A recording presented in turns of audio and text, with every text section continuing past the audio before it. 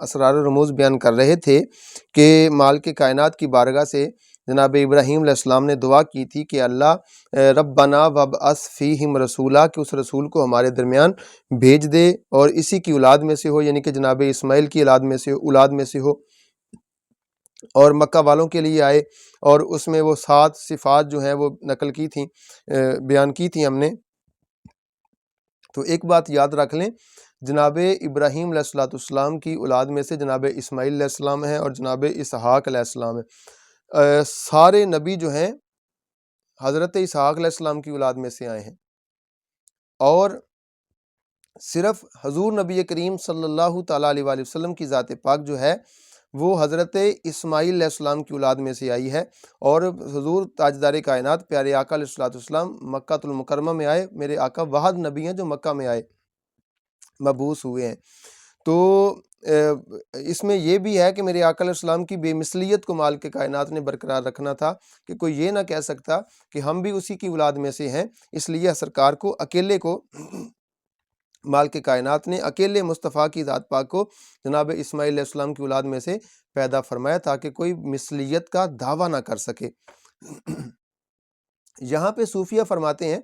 کہ اس آیہ کریمہ کے صوفیانہ اسرار جو ہیں وہ فرماتے ہیں کہ اگر گھر میں سب کچھ ہو، ساز و سامان ہو، دنیا کا متاع ہو، ہر چیز کی سہولت ہو، لیکن اس میں روشنی نہ ہو، لائٹ نہ ہو، تو کوئی بھی اس گھر سے نفع حاصل نہیں کر سکے گا، کیونکہ اندھیرا ہوگا۔ اور ساری متاع ابراہیمی ان کے بھرے گھر میں سارا سامان موجود ہو، متاع ابراہیمی کا سارا مال و متاع جو ہے آپ کے گھر میں موجود ہو، اور حضور نبی کریم صلی اللہ علیہ وسلم اگر اس گھر کا نور ہو اس میں نہ ہو تو پھر وہ گھر جو ہے وہ بے رونق ہے۔ اسی لیے کعبہ کو بیت اللہ کہا گیا ہے، اور حضور نبی کریم صلی اللہ علیہ وآلہ وسلم کو اللہ کا نور کہا گیا ہے۔ تو حضرت ابراہیم خلیل اللہ علیہ السلام نے سب کچھ بنا کر اس نور کی دعا کی کہ مالک میں نے ساری متاع کو جو ہے وہ اکٹھا کیا ہے، ساری متاع تیار ہے، اب اس متاع کے لیے روشنی کا بھی انتظام ہو، اس متاع کے لیے نور کا بھی ہو، جس سے ظاہر اور باطن چمکے اور عالم میں شریعت طریقت کا نظام جو ہے وہ قائم رہ سکے۔ اس نور کو بھیج کہ اس عالم میں شریعت اور طریقت کا نظام جو ہے وہ قائم رہ سکے۔ اب بھی وہی نور بذریعہ کاملین ہر دل تک پہنچ رہا ہے، جو نبی کریم صلی اللہ علیہ وآلہ وسلم کے آنے سے جو انوار و تجلیات ملی، اب وہ کاملین کے ذریعے سے ہر دل میں وہی نور، جس کو ہم طریقت کہتے ہیں، جس کو ہم باطنی اسرار و رموز کہتے ہیں، اگر انسان عبادت اور ریاضت کا سارا سامان جمع کر لے اور شیخ کا ہاتھ نہ پکڑے تو وہ اس سے فائدہ نہیں پا سکتا۔ بظاہر تو وہ اس نے سارا نظام چلا لیا ہے، لیکن اگر وہ کسی شیخ کامل کا ہاتھ نہیں پکڑتا، اس سے فائدہ نہیں اٹھاتا، تو اس بیابان دنیا میں ایسے محافظ رہبر کی ضرورت ہے اس کو، جو ہماری اس دولت کو یعنی کہ دولت ایمانی ہے اس کو شیطان ڈاکو سے بچا کر اصل مقصود تک پہنچا دے۔ یہاں پہ دیکھیے نا، ہم دنیا کا مال و متاع جو ہے، جب کسی کے پاس دولت ہو، پیسہ ہو، سونا چاندی زیورات ہو، جواہرات ہو، تو وہ اس کی حفاظت کے لیے بینک جو ہے وہ اس کا رخ کرتا ہے یا حفاظتی گارڈ رکھتا ہے۔ تو دنیا کے دولت کے لیے اگر ہم اتنے حفاظتی گارڈ رکھ سکتے ہیں تو پھر جو دولت ایمانی ہے، جس کے متعلق جو ہے شیطان نے بھی کہا تھا کہ میں تیرے بندوں کو ورگلاؤں گا، اس کو تیری راہ سے ہٹا دوں گا، تو مالک کائنات نے اس کو مہلت دی تھی قیامت تک کے لیے، اور کہا تھا جو میرے بندے ہوں گے وہ تجھ سے جو ہے وہ ہٹیں گے نہیں، میرے رستے سے تیرے ورگلائے میں نہیں آئیں گے۔ تو پتہ چلا کہ یہ دولت ایمانی جو ہے اس کو بچانے کے لیے بھی محافظ چاہیے، رہبر چاہیے، کہ ہم نے اس کو کیسے بچانا ہے۔ تو پھر اس کے لیے شیخ کامل کی جو ہے وہ ضرورت ہوتی ہے۔ شیخ کامل ہی سالک کے نفس کو التفات ما سوا اللہ کے میل سے پاک صاف کرتا ہے، اور اس پر اندرونی اور بیرونی آیات قدرت تلاوت کرتا ہے، جس سے کہ وہ زمرہ صدیقین میں داخل ہو جاتا ہے۔ تو بارگاہ الہی جو ہے، یاد رکھ لیں، یہ ایک عزیز عزت والا مقام ہے۔